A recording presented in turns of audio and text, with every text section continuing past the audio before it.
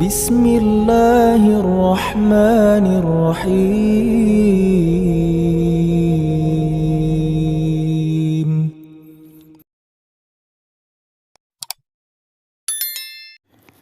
Bismillahirrahmanirrahim. Assalamualaikum warahmatullahi wabarakatuh. Alhamdulillahirabbil alamin. Assalatu wassalamu ala asrofil anbiya'i wal mursalin sayyidina Muhammadin wa ala alihi wa sahbihi ajmain, amma ba'du. Sahabat beriman yang dirahmati Allah, senang sekali berjumpa lagi di channel ini. Sholawat serta salam semoga tetap tercurah limpahkan kepada junjungan Nabi besar kita Nabi Muhammad Sallallahu Alaihi Wasallam. Allahumma sholli ala Sayyidina Muhammad wa ala ali Sayyidina wa maulana Muhammad. Harapan dan doa saya, semoga saudaraku semuanya selalu diberikan kesehatan, dilapangkan rezekinya, diampuni dosa-dosanya, dan dipanjangkan umurnya oleh Allah Subhanahu wa Ta'ala. Amin Allahumma amin. Sahabat beriman yang dirahmati Allah, setiap makhluk yang hidup sudah pasti akan mengalami atau merasakan kematian. Karena kematian adalah akhir perjalanan hidup manusia di dunia dan awal kehidupan di akhirat. Sebagai umat Islam, kita hendaknya mempersiapkan bekal berupa amal kebaikan agar selamat baik di alam kubur maupun kelak di alam akhirat. Allah berfirman, "Wahai orang-orang yang beriman, bertakwalah kepada Allah dan hendaklah setiap orang memperhatikan apa yang telah diperbuatnya untuk hari esok. Dan bertakwalah kepada Allah. Sungguh Allah Maha teliti terhadap apa yang kamu kerjakan." Sahabat beriman yang dirahmati Allah, salah satu hal yang dapat dilakukan untuk mempersiapkan bekal di akhirat adalah dengan membaca Al-Quran. Selain Al-Quran merupakan petunjuk bagi siapapun yang membaca dan memahami, ternyata Al-Quran juga kelak akan memberikan pertolongan bagi siapa saja yang pernah membacanya, baik di alam kubur maupun di akhirat. Lalu bagaimanakah pertolongan Al-Quran di dalam alam kubur? Al-Quran merupakan kitab suci yang diwahyukan Allah kepada Nabi Muhammad SAW dengan perantara malaikat Jibril untuk dijadikan pegangan atau pedoman hidup bagi umat manusia di seluruh penjuru dunia. Orang yang suka membaca Al-Quran pasti hatinya akan selalu merasa tentram dan damai, karena ia selalu merasakan dekat dengan Allah. Tak hanya itu, orang yang gemar membaca Al-Quran, memahami dan mengamalkannya, kelak di alam kubur akan didampingi Al-Quran dan diberikan penerangan sampai ia masuk ke dalam surga. Rasulullah SAW bersabda, "Tiada penolong yang lebih utama derajatnya di sisi Allah pada hari kiamat daripada Al-Quran. Bukan nabi, bukan malaikat, dan bukan pula yang lainnya." Abdul Barik bin Habib Syarah Ihya. Dalam suatu riwayat diceritakan oleh Al-Basar dalam kitab La'ali Masnunah yang menjelaskan bahwa jika seseorang meninggal dunia ketika orang-orang sibuk dengan kain kafan dan melakukan segala persiapan untuk menguburkannya di rumah, tiba-tiba datang seorang yang sangat tampan berdiri di kepala mayat. Ketika kain kafan mulai dipakaikan, dia berada di antara dada dan kain kafan. Setelah dikuburkan dan orang-orang mulai meninggalkannya, maka datang dua malaikat, yakni malaikat Mungkar dan Nakir, untuk menanyakan amal perbuatan si mayat semasa hidupnya.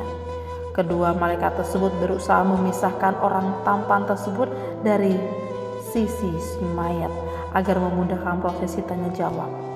Tetapi si tampan itu berkata, "Ia adalah sahabat karibku.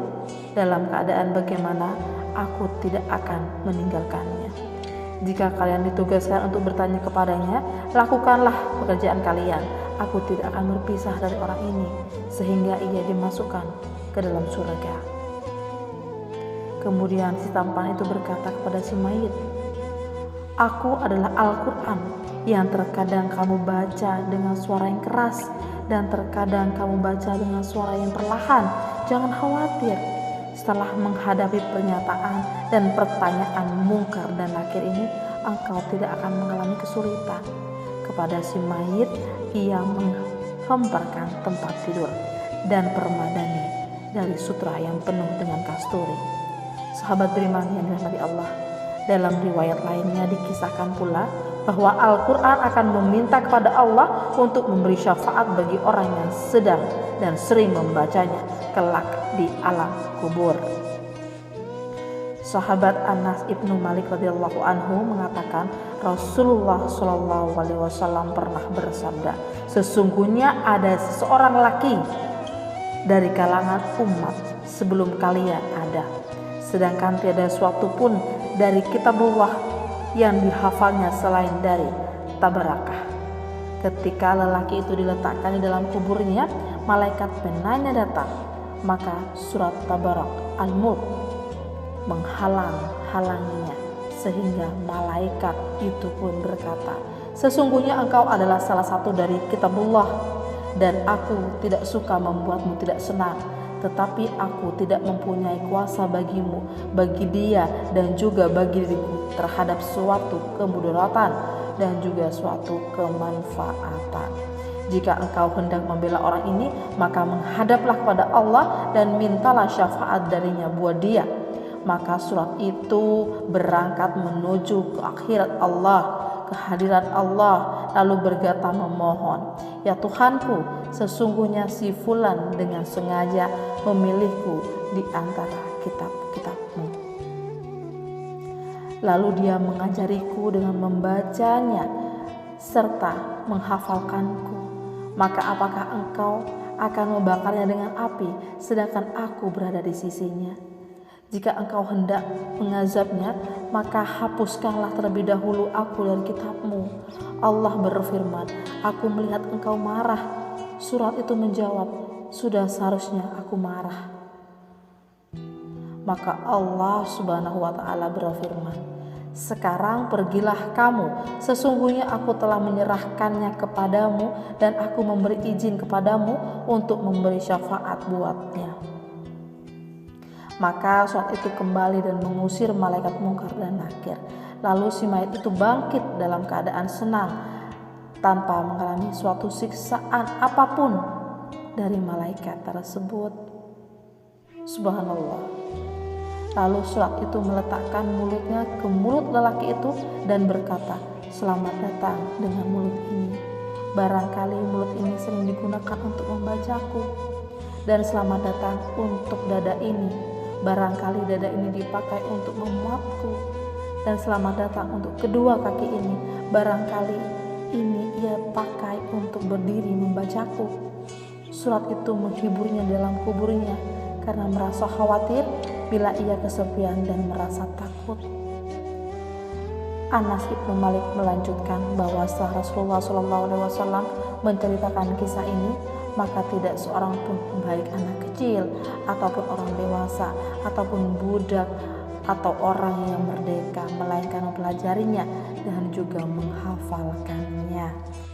Dan Rasulullah SAW menamainya dengan sebutan Al-Munjiyah, surat yang menyelamatkan. Sahabat beriman yang dirahmati Allah, demikianlah penjelasan mengenai pertolongan Al-Quran di alam kubur bagi siapa saja orang-orang yang sering membaca dan memahaminya dan mengamalkannya, insya Allah Al-Quran akan mendampinginya. Semoga dengan adanya video ini dapat memberikan semangat dan motivasi bagi kita agar selalu gemar membaca Al-Quran. Terima kasih. Cukup sekian. Wabillahi taufiq wal hidayah. Wassalamualaikum warahmatullahi wabarakatuh.